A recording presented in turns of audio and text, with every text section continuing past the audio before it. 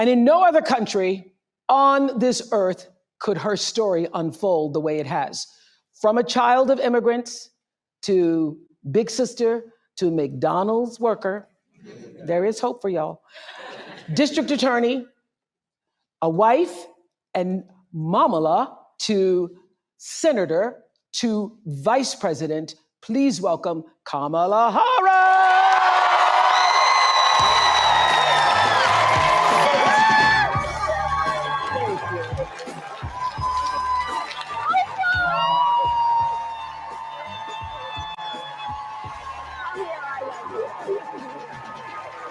Several months later. The truth is, this is just an epic disaster. This is a $1 billion disaster. Jen O'Malley Dillon promised all of us that Harris would win. She even put videos out saying that Harris would win. I believed her. My donors believed her. And so they wrote massive checks. I feel like a lot of us were misled. And then, Alexa, I was looking at this, the $1 billion campaign, and some of the things they spent, $15 million plus for celebrity event production. They paid Oprah Winfrey's organization $1 million. And they were still asking all of these people to give small dollar donations to the campaign. The Call Her Daddy example is kind of overall speaking for how the campaign was. It was a lot of smoke and mirrors. There was a lot of celebrity endorsements, free concerts, billed as rallies. There was no substance.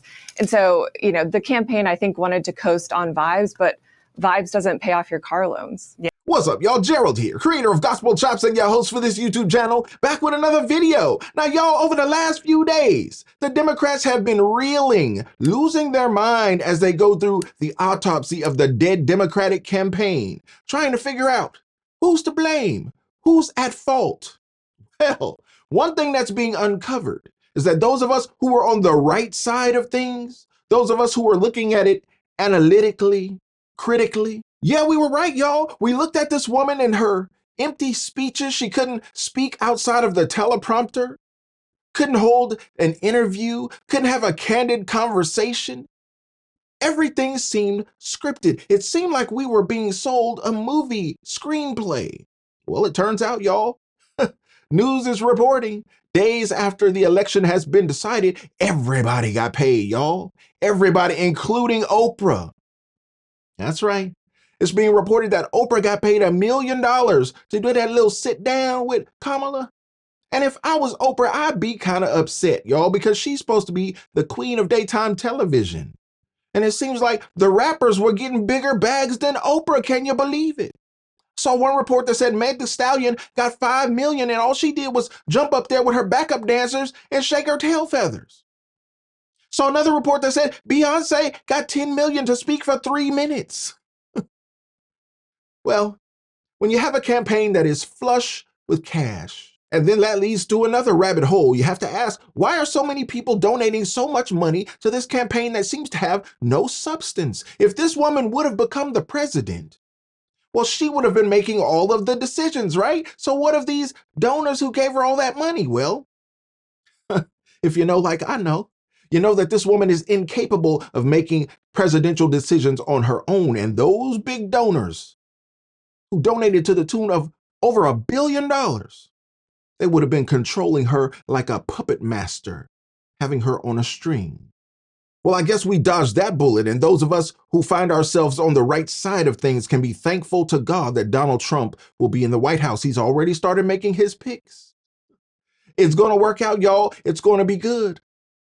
And we won't have to deal with payoffs because Donald Trump don't need your money, but evidently, y'all, Oprah does. Hey Oprah, good morning. How are you, darling? You looking very good. How do you think the election went? Not talking about the election. Thank you very much. Oh, is it true that they paid you $1 million for the endorsement for Kamala? Not true. Not true, okay. I was paid nothing, ever. What do you think about all the celebrities with their mass exodus? I'm not talking about it. Do you think Prince Harry's gonna lose his visa now that Trump's president? Thank you, Oprah. You see the game, y'all? You see the play? Oprah says, I never received any payment personally.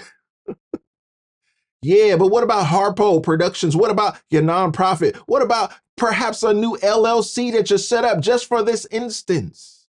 See, it's all kind of ways to play that game, y'all. And these elitists think that regular Americans, everyday Americans are so dumb that we don't know the game.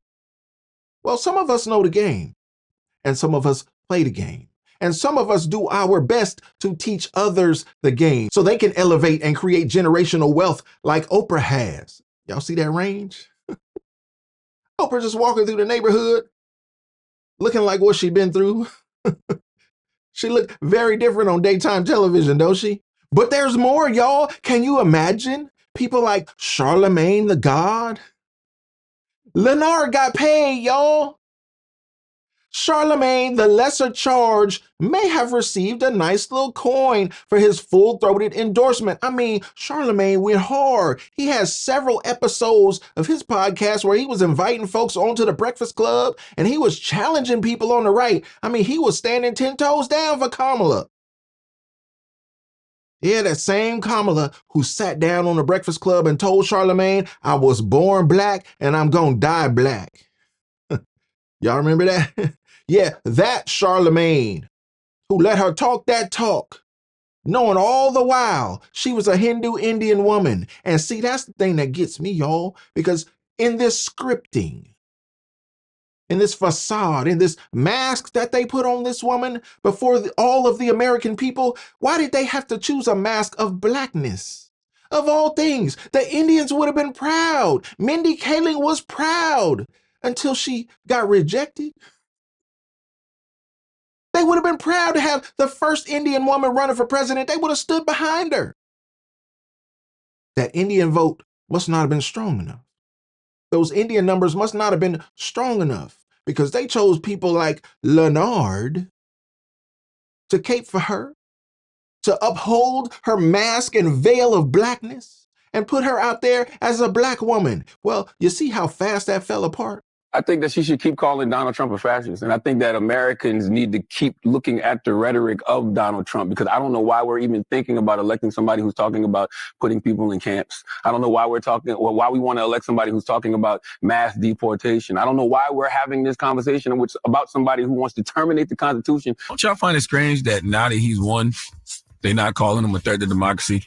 They're not calling him a fascist. I mean, damn, on Monday. They're not calling him anything. They can. On Monday, they was just calling him that. I would think that, if you really believe that, then somebody's speech would be about how America effed up and how things are about to be really bad. Leaving that man He's alone. the most powerful man in the world now. It just makes you wonder how much of it did they really believe, or how much of it was just politics. So what does America get for $1 billion wasted? Hopefully we get $1 billion lesson. Seems to me like that's the best thing we can take away from this entire example. Hopefully we understand that politics is a dirty game. Things are being pitched to us. Things are being sold to us. People are being bought and sold like the stock market.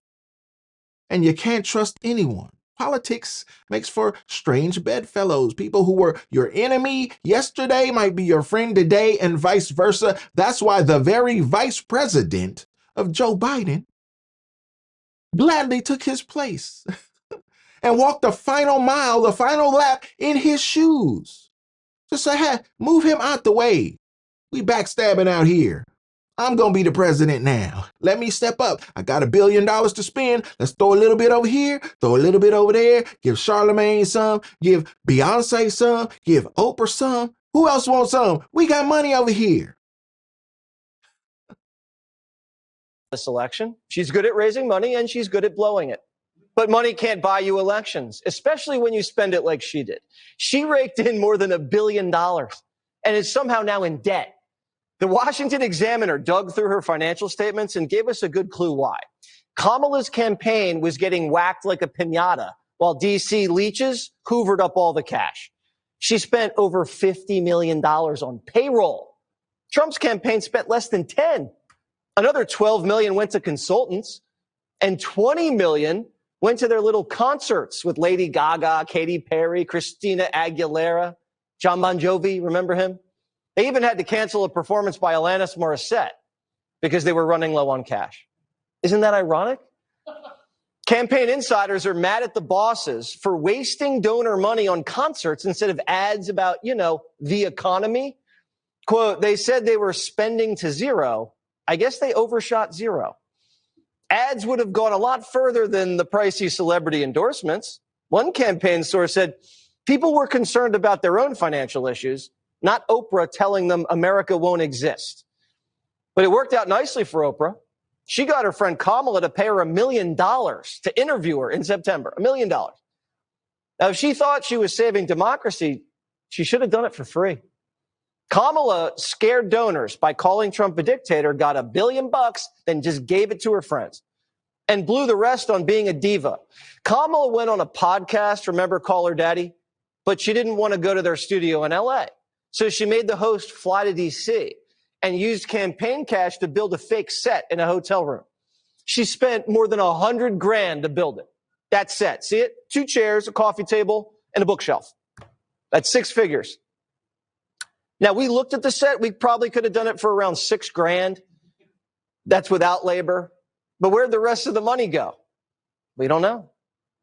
So she's still trying to soak folks for cash. 24 hours after the election, on Wednesday, Democrats got a text from the campaign. Urgent. We need help. Donate now. Help with what? You lost.